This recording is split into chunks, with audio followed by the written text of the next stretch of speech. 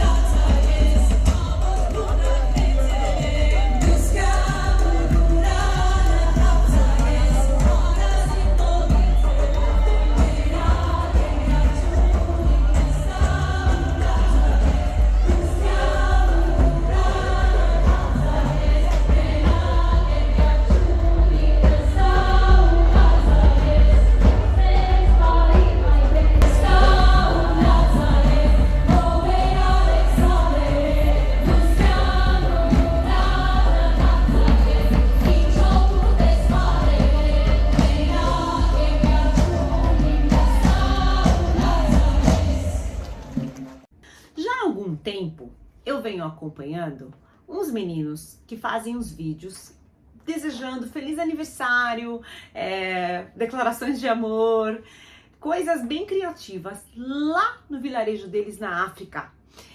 Algum armênio, algum empresário armênio provavelmente descobriu esses meninos e começou essa trend no TikTok de as pessoas encomendarem vídeos. Então elas pagavam e eles faziam as dancinhas e falavam: fulana, quer casar comigo? Ciclana, feliz aniversário.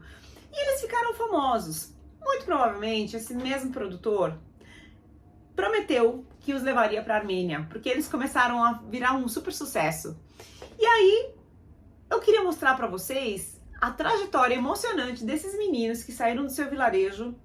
Provavelmente nem sonhavam, só olhavam o avião por baixo. E a forma como eles foram de avião para a Armênia, eles agora estão com a agenda lotada de shows com os cantores mais famosos da Armênia. E estão fazendo um tour pelas cidades, e estão dançando na rua, e estão lá no Cascade.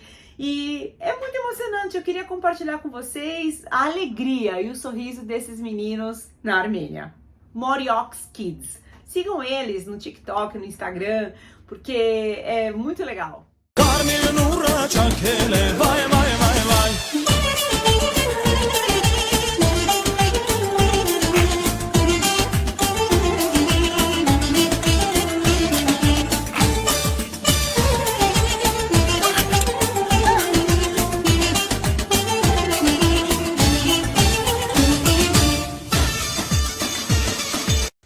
Menk ut olit galsenk hayastan. Mer yerazanke ver japes katarvet. Unenalu enk batsarik hamerg. Silumek dzez yev spasum mer handipmane.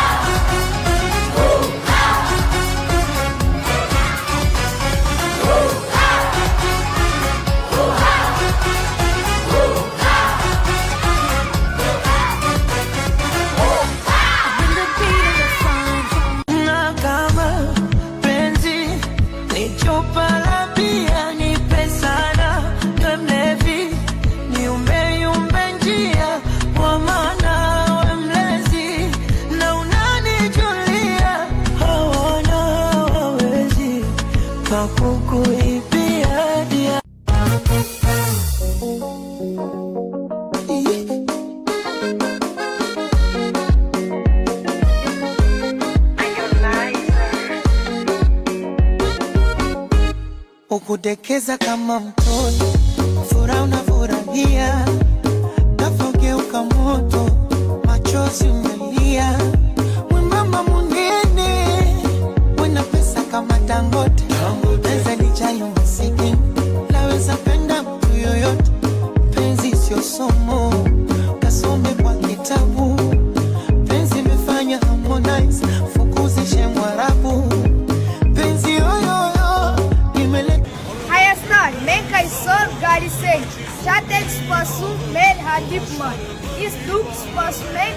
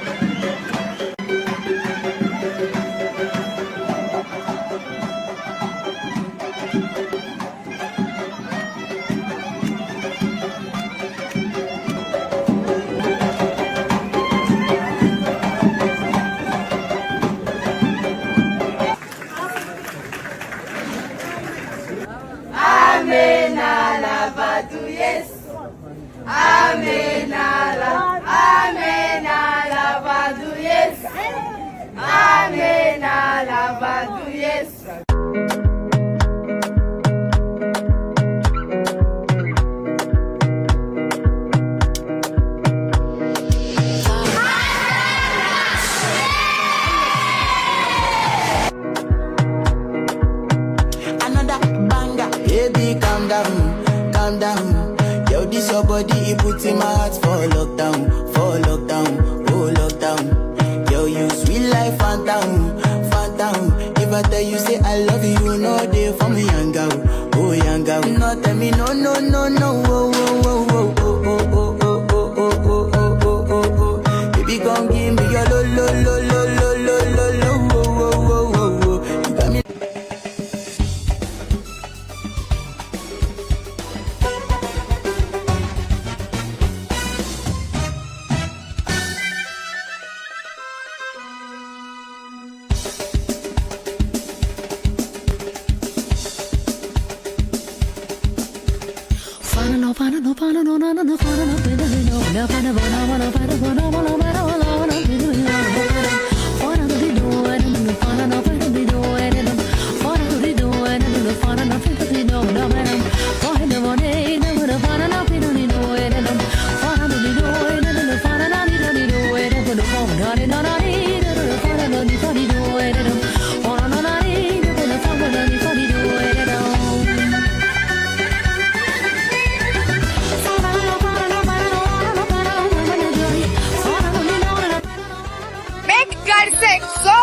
Voilà, vitesse d'Ertam, un materia.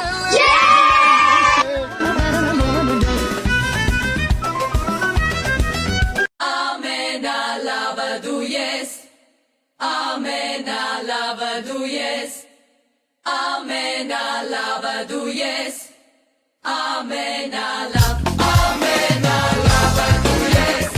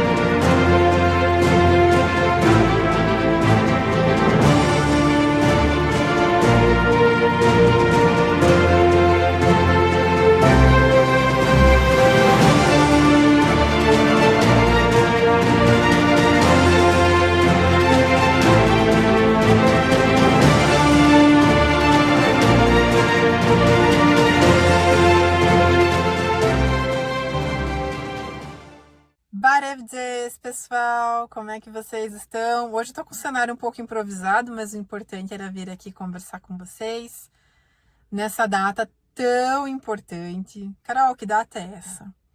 Para quem está acompanhando um pouquinho dos desenvolvimentos da situação em Gaza, deve ter percebido que alguns barcos de ajuda humanitária têm se destinado à Palestina para finalmente romper o cerco genocida que Israel vem impondo a milhares de palestinos ali na região. Claro que, diante do direito internacional, toda essa ajuda humanitária já deveria ter sido entregue às pessoas que necessitam, mas Israel vem com a sua contínua violação aos direitos humanos das pessoas palestinas já há milhares, e milhares e milhares e milhares de anos.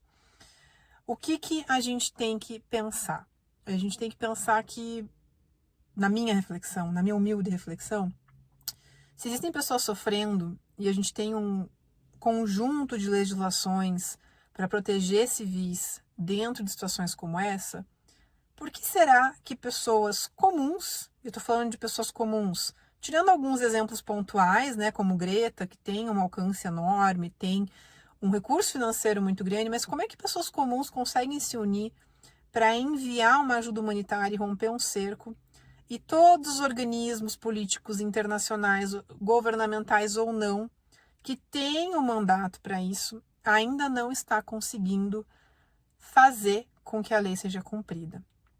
Como que a gente consegue, de um lado, ter pessoas tão corajosas, jogando as suas vidas, literalmente ali, colocando as suas vidas em risco, jogando com as suas próprias vidas para romper um cerco como esse, porque sabem que isso não é o correto. O que está acontecendo na Palestina é um absurdo sem precedentes, como outros absurdos que a gente já conhece, como foi o Holocausto, como foi o genocídio armênio e tantas outras violações de direitos humanos. A que ponto nós, como seres humanos, estamos normalizando situações extremas e absurdas? A gente precisa fazer essa reflexão. A gente não está evoluindo como ser humano quando a gente não se posiciona sobre uma situação como essa. Isso não quer dizer legitimar qualquer tipo de ataque do outro lado. Isso não quer dizer que a gente apoia. Isso não quer dizer que a gente é antissemita. Então a gente precisa fazer essa reflexão como pessoas de novo, eu sempre trago o exemplo aqui de Jesus Cristo. O que ele ensinou pra gente? Ele não ensinou a gente a amar as pessoas, como a gente ama a si mesmo, a amar as pessoas de forma incondicional, menos alguma coisa ou com a exceção de. A gente precisa realmente fazer um movimento onde a gente consegue se conscientizar sobre para onde a gente está levando esse mundo. E enquanto houverem pessoas sofrendo, crianças morrendo de fome, pessoas sendo privadas dos seus direitos básicos, a gente precisa defender e se posicionar. Não importa qual é o país que está fazendo, não importa qual é o país que está cometendo essa violação. A gente precisa se posicionar. O que está acontecendo na Palestina hoje pode acontecer a qualquer momento, em qualquer lugar do mundo. É esse precedente que justamente deu início ao Holocausto. Hitler perguntou, antes de começar toda a sua manobra de matança contra judeus, quem se lembrava dos armênios, que no início do século XXI culminou no primeiro genocídio armênio. E a gente continua, no primeiro genocídio armênio não, perdão, no primeiro genocídio do século XXI. Então, a gente precisa refletir um pouco mais sobre isso de forma mais contundente, de maneira a cobrar as autoridades competentes. Quanto mais a gente fala sobre isso, mais as pessoas se conscientizam, mais essa informação, essa voz chega. Para muitos pode parecer só um papinho de vídeo que não vai chegar em lugar nenhum, mas cada pessoa que a gente conscientiza e que consegue ter essa inteligência geopolítica, essa inteligência humana, já é uma vitória. Então, se você faz parte desse time, reflita, cobre as autoridades que você tem acesso a respeito de um posicionamento sobre essa situação que já está mais do que insustentável, e nós, como descendentes e sobreviventes do genocídio armênio, temos mais do que a obrigação de nos posicionarmos. Bati. Mas, já que a gente traz sempre cultura, hoje eu queria falar para vocês de o reino de Urartu, lá onde tudo começou. Existem grandes estudos sobre a civilização urardiana, que é o berço da civilização armênia. Quando ali na Torre de Babel todo mundo começou a falar uma língua diferente. E ali houve a cisma dos povos, cada um que falava a sua língua se agrupou e foi para um local fundando a sua nação. Nasceu o povo de Urartu. Haik, que era o precursor e o líder que juntou as pessoas que falavam um idioma mais próximo do armênio de hoje, foi até as montanhas de Ararat, porque eles estavam próximos daquela região, e assim começou a era de Urartu. Poucos conhecem sobre essa civilização, mas grandes estudos arqueológicos são feitos sempre e novas descobertas vão sempre acontecendo. Então hoje eu vou mostrar para vocês o que foi o reino de Urartu. Há quase 3.000 anos, no coração do Planalto Armênio, surgiu um reino poderoso chamado Urartu. Entre os séculos 9 e 6 a.C., Urartu floresceu entre montanhas e lagos, dominando rotas comerciais estratégicas que conectavam o Cáucaso, a Mesopotâmia e a Anatólia. O renascimento de Urartu nos estudos históricos começou quando pesquisadores europeus voltaram sua atenção para os escritos do antigo historiador armênio Movses Khorenatsi. Ele escreveu, entre outras coisas, que a rainha assíria Semiramis, aquela que deu nome aos Jardins Suspensos, uma das antigas maravilhas do mundo, ordenou a construção de uma cidade no lago Van. Em 1827, professor Friedrich Schulze embarcou em uma expedição em busca de vestígios da misteriosa cidade, e ele os encontrou. Perto do que hoje é a cidade de Van, Schulze descobriu inscrições cuneiformes, que copiou e enviou para a Europa. Descobriu-se que a escrita cuneiforme não era assíria. Suas descobertas desencadearam novas expedições britânicas, que investigaram a rocha de Van e descobriram vestígios de um palácio real. A capital, Tuxpa, erguida às margens do lago Van, era um símbolo de força e de fé.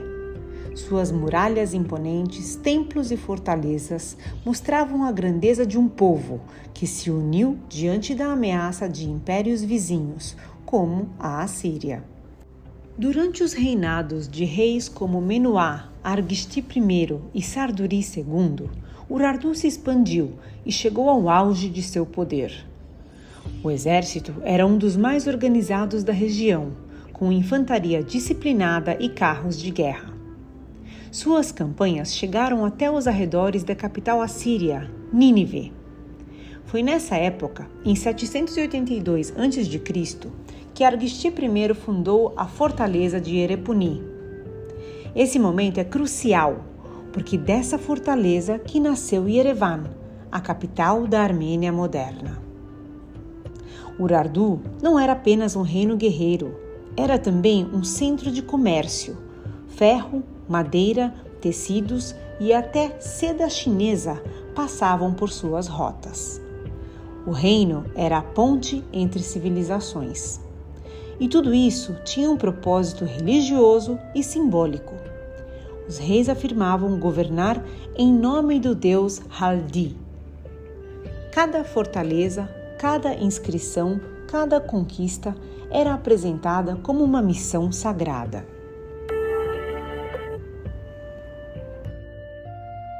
Mas nem todo império dura para sempre. Urartu enfrentou duras guerras contra a Assíria. Quando a Assíria se fortaleceu sobre o Tiglat-Pileser III, o equilíbrio se quebrou.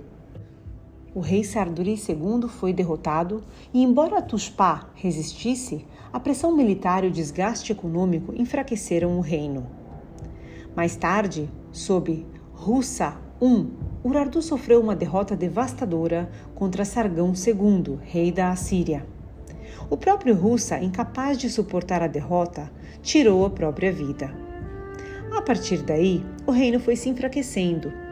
Tribos nômades, como os crimérios e citas, passaram a invadir suas terras, saquear rotas comerciais e desestabilizar as defesas. O que antes era uma rede de fortalezas sólidas começou a se fragmentar. A autoridade dos reis já não tinha o mesmo peso, e revoltas internas aceleraram a queda. No final, quando a Assíria também caiu, Urartu não teve forças para se manter. Por volta de 612 a.C., os medos e citas destruíram cidade após cidade. Tuxpa, que nunca havia se rendido, foi finalmente tomada. Urartu deixou de existir. Mas seu legado foi incrível. Eles foram pioneiros em engenharia e agricultura. Construíram canais, reservatórios e sistemas de irrigação que, em parte, ainda funcionam até hoje. São obras que transformaram montanhas em campos férteis e deram estabilidade ao seu povo. Mas a história de Urartu não terminou em suas ruínas. Das cinzas desse reino surgiu o Estado armênio, que absorveu parte da sua cultura, das suas tradições e da sua identidade. Até hoje, a Armênia moderna se reconhece herdeira desse passado. A fortaleza de Yereponi ainda está lá, testemunha do nascimento de Yerevan. Os canais de irrigação escavados por engenheiros urardianos ainda conduzem água para campos armênios. E o espírito de resistência forjado entre guerras e montanhas continua vivo no coração do povo armênio. Urartu nos lembra que a Armênia é uma terra de continuidade, um lugar onde a história nunca desaparece, mas se transforma. Para nós, armênios e descendentes espalhados pelo mundo, inclusive no Brasil, Urartu não é apenas uma lembrança distante.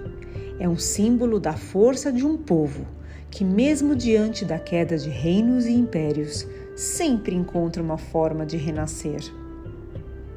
Urartu vive na Armênia de hoje, e ao olharmos para essas montanhas, para esses lagos e para essas pedras milenares, somos lembrados de que nossa história começou muito antes e continuará muito além do que podemos imaginar.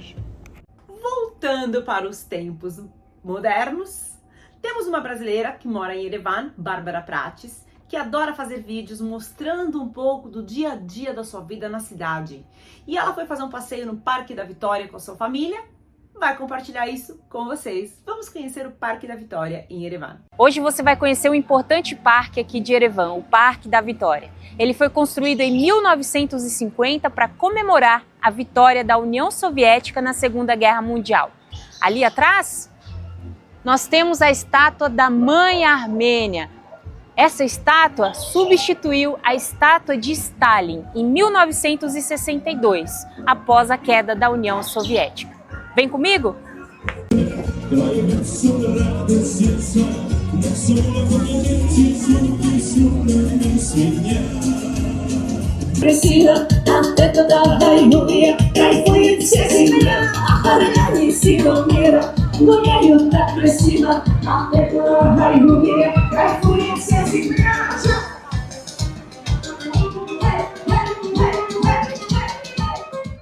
Os armênios amam música.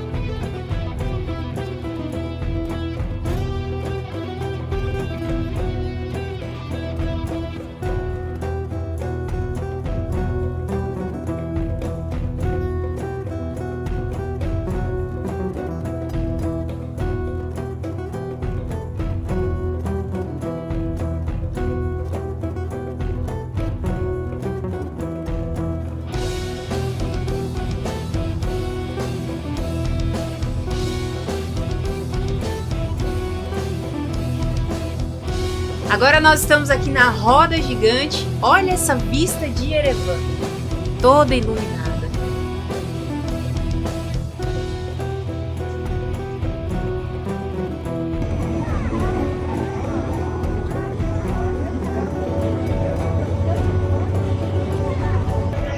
coisa interessante é que os armênios dormem tarde. Agora são 21 horas e parece que é meio-dia, pessoal. O povo tudo na rua, ó. Isso é em toda a cidade de Yerevan, não só aqui. Em toda a cidade, todo mundo, quando chega assim por volta das 7 da noite, o pessoal sai pra rua para poder curtir uma brisa maravilhosa que tem aqui esse horário.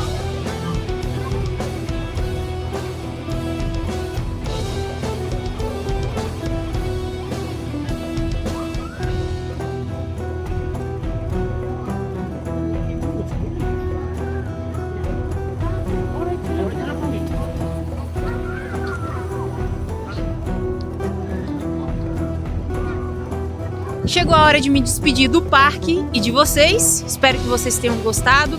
Fique comigo aqui para conhecer mais sobre a cultura armênia e suas tradições. Mas a Gabi Shofakian está aprendendo cada vez mais sobre a sua cultura, suas tradições e tudo que remete às suas raízes. Essa semana ela vai trazer para vocês 10 curiosidades sobre a Armênia. Gabi, o que você aprendeu agora? 10 superstições armênias. Número 1. Romã para fertilidade e sorte. Nos casamentos, a noiva joga o romã no chão e se muitas das sementes espalharem, significa muita fartura e muitos filhos. Número 2. Sal na cabeça dos nenéns. A criança nasce, colocam sal na cabeça do bebê para proteger dos maus olhados. 3. Não assoviar de jeito nenhum dentro de casa. Acredita-se que assoviar traz pobreza. 4. Espelho quebrado jamais. Assim como muitas outras culturas, espelho quebrado significa má sorte. Mas na Armênia, além da má sorte, também pode atrair doenças graves. 5. Sentar no canto da mesa. Jovens e solteiros, vocês evitam sentar no canto da mesa. Dizem que se você sentar, são 7 anos sem casar. 6. Derramar água atrás de alguém. Uma pessoa sai de viagem, jogam água atrás dela para que a jornada seja fluida e segura. 7. Sapato virado de ponta cabeça. Se o sapato fica virado, acreditam que traz brigas e má sorte para dentro de casa. 8. Corte de cabelo. O primeiro corte de cabelo de uma criança é considerado sagrado. Muitos familiares guardam uma mechinha do primeiro corte para trazer proteção para a criança. A minha mãe fez isso comigo, tá? 9. Gato preto. Diferente do Brasil, na Armênia, se você passa por um gato preto, significa sorte e não azar. Especialmente se ele atravessa da esquerda para a direita. E por fim, além de ser uma superstição, é uma curiosidade. E se eu te contar que você pode saber a profissão que o seu filho ou a que a criança vai ter quando o seu primeiro dentinho nascer? Pois é, no primeiro dia que o primeiro dentinho do neném nasce, é feito um ritual armênio e isso é muito legal de contar e eu conto no próximo programa. Gostaram? Beijo! Até a próxima! Conheça os vinhos armênios que foram premiados no Brasil pela revista Adega. Karasi, que é um vinho tinto elaborado exclusivamente a partir da uva Areni Noir, feito da mesma forma que se faz há milênios na região. Tem notas de frutas vermelhas e negras, seguidas de florais, terrosas, de ervas e de especiarias. E o Voski, que é um vinho branco elaborado a partir de uvas Voskehat e Garamak. Gostoso de beber, tem uma acidez refrescante, textura firme e cremosa e um final cheio e persistente com toques cítricos de pêssego, peras, de frutos secos e de umami. Os 2 rótulos são produzidos pela vinícola Zorá, que utiliza variedades nativas ancestrais e métodos milenares de produção de vinho. São cultivadas em extrema altitude e em um terroir totalmente livre de filoxera. Os 2 rótulos já estão disponíveis na loja da Deguste no Shopping Ibirapuera ou online com entregas para todo o Brasil. Se permita viver a emoção de beber 6.000 anos de história em cada garrafa. Gabi Surian traz os updates do mundo dos esportes na Armênia e no mundo. Fala pessoal do Conexão Armênia, aqui Davi Surian, trazendo para vocês todas as informações que envolvem o esporte da Armênia no Conexão Armênia, esse programa que a gente tanto ama e a gente tanto adora, e eu entrando aqui sempre para falar de destaques, os principais no esporte. Eu começo falando do Noah. O Noah está classificado para a Conference League. Após a eliminação da Liga dos Campeões e da Liga Europa, temos um representante numa Liga Europeia. Calma, o Noah continua. Foi eliminado dessas duas, mas vai disputar a Conference League. Conseguiu classificar no mata-mata. Venceu um time, um nomezinho complicado. É o Olimpik Ljubljana, da Eslovênia. Eu não vou repetir esse nome. Venceu o primeiro jogo na Eslovênia por 4-1 e depois, jogando na Armênia, venceu pelo placar de 3-2. Está classificado. Depois vai acontecer todo o sorteio já para conhecer os seus adversários na Conference League. Para entender, a Conference League ela fica abaixo da Liga dos Campeões e da Liga Europa. O último campeão foi o Chelsea, da Inglaterra, que posteriormente foi campeão mundial. Então é um nível bem interessante que a gente encontra na Conference League. Vai ser complicado para o Noah, mas a gente fica informando vocês e também na torcida. Saindo um pouco do eixo futebol, eu vou falar para vocês de luta. E a gente sempre fala de Arman Tsarukyan. Arman Tsarukyan vai lutar, mas não é no UFC. O desafiante número 1 do cinturão dos pesos leves na instituição de maior topo nas artes marciais, Tsarukyan, vai lutar agora dia 19 de setembro, num evento em Moscou, na Rússia, de luta agarrada. É o ACBJJ. É um evento de jiu-jitsu sem kimono. Ele ainda não tem seu adversário definido, mas está sendo vendido como a grande atração do evento. Tem até aí o banner que a gente está colocando para vocês verem, que o Tsarukyan, então, é a grande atração desse evento. Acredito que ele possa ganhar. Lutou recentemente, acredito eu, com uns 3 meses atrás, se não me falha a memória, um evento de luta agarrada, recuperado de lesão e conseguiu a vitória. Um Karate Combat, se não me falha a memória. Então, ele está de volta e aguardando sua próxima luta no UFC. Seja ela com o Ilia Topuria, com o Pat Pimblett, com o Justin Gaethje, a gente ainda não sabe, mas fica nessa expectativa. Prosseguindo a pauta, talvez o assunto que eu mais esperava. Vai começar a torcida. A Armênia tem que ressuscitar aí rumo à Copa do Mundo, no seu grupo nas eliminatórias, porque tem a seleção portuguesa no grupo e sábado, dia 6, já de cara, a Armênia enfrenta a seleção de Portugal. 1h da tarde em Yerevan, no estádio principal de Yerevan, o estádio republicano lá de Vargsan, 65 mil pessoas a capacidade, os tickets foram vendidos. A torcida da Armênia vai pressionar para estar nesse jogo. Então, enfrentando o Cristiano Ronaldo, não vai ser um desafio fácil. Pega Portugal, que vai querer jogar pelo Diogo Jota, companheiro de seleção, campeão da Eurocopa, que infelizmente acabou nos deixando num acidente trágico no começo do mês de julho. Então, Portugal vai querer jogar pelo colega, vai ter essa vaga pelo colega. Então, vai ser bem difícil para a Armênia esse jogo, e também porque a seleção portuguesa, atual campeã da Eurocopa, né? Incomparável a Armênia, mas a gente fica na torcida. Depois, a Armênia, ainda em Yerevan, nessa data FIFA, ela cumpre tabela no dia 9 contra a seleção da Irlanda. Então, ainda jogando na Armênia, ela enfrenta a Irlanda. Tem esses desafios. Portugal e Irlanda são os desafios da Armênia nessa data FIFA, e a gente vai informando tudo para vocês no Conexão Armênia. Aqui Davi Surian, forte abraço e segue daí. E eu deixo aqui o convite para vocês que ano que vem o nosso grupo sairá no mês de setembro. Se você já estiver pensando no que você vai fazer no próximo ano, reserva na sua agenda o espaço, porque nosso grupo para a Armênia sairá no mês de setembro. A gente ainda não tem data definida, mas eu estou preparando um tour inesquecível, mais um deles, e logo logo a gente vai compartilhar eles aqui, ok? Fique ligado! Se você gostou deste programa, deixe seu like, ative a notificação e compartilhe esse programa para que mais pessoas aqui no Brasil conheçam sobre a Armênia. Vou finalizar o programa apresentando para vocês um outro instrumento milenar armênio chamado canon. Ele é um instrumento de cordas e essa menina linda, jovem, super novinha, já sabe manobrar um instrumento desse. Então, deixo vocês com o meu famoso e típico Kisher Pari. Até daqui 15 dias. Canon. A canon, okay. Yes. Now, it's an instrument that has many strings. How many strings? 76.